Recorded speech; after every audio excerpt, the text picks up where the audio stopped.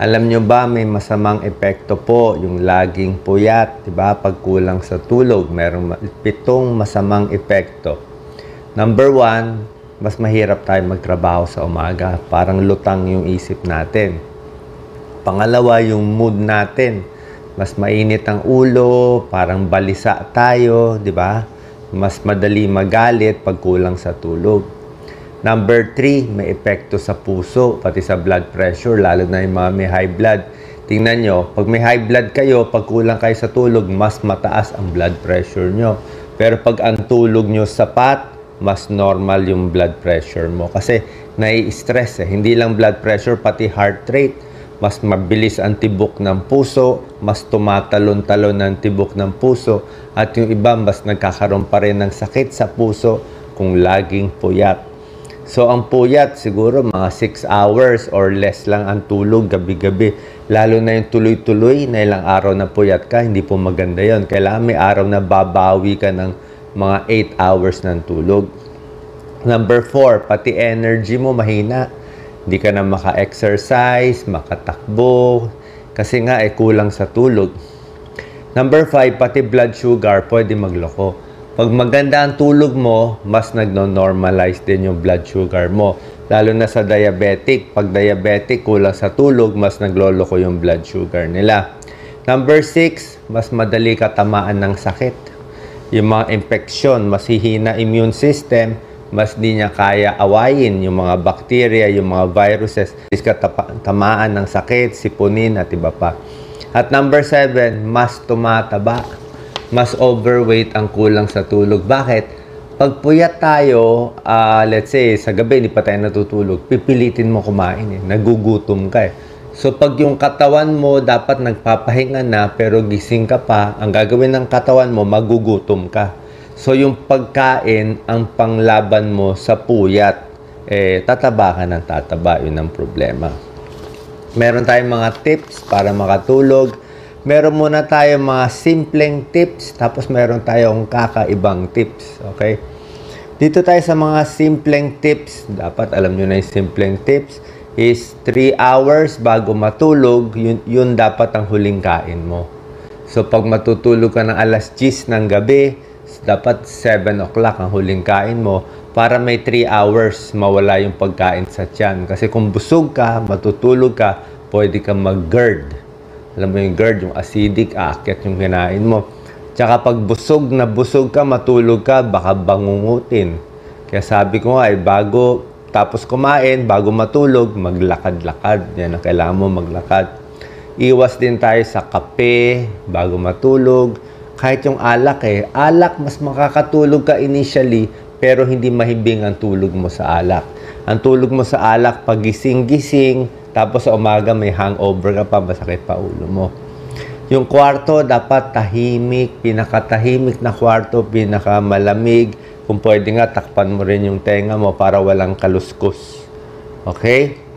No mental work 2 hours before sleeping. Bago ka matulog, 2 hours wala nang email, wala nang usap sa boss mo kasi may stress ka.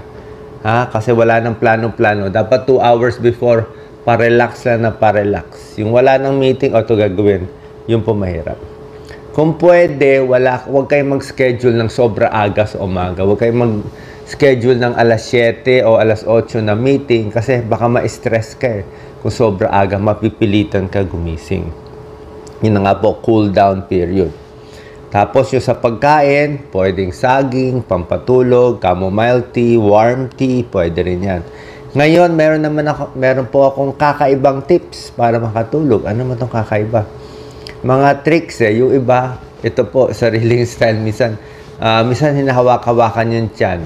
Di ba? May iba nare-relax minamasahay ang tiyan, inaantok na sila. Yung iba naman, nagmedyas, iniikot-ikot yung paa. Parang pamparelax lang, di ba? Para feeling mainit, parang cozy. Pwede rin maglagay ng unan sa ilalim ng tuhod. Unan sa ilalim ng tuhod para hindi masakit sa likod. Kasi pag straight yung paa, masakit sa likod. Baka ma-back pain ka. Pwede mo iba-ibahin yung posisyon ng tulog mo kung saan ka komportable, tihaya o tagilid. Pag malakas humilik, tagilid. Pero pag di naman humihilik, maganda tihaya.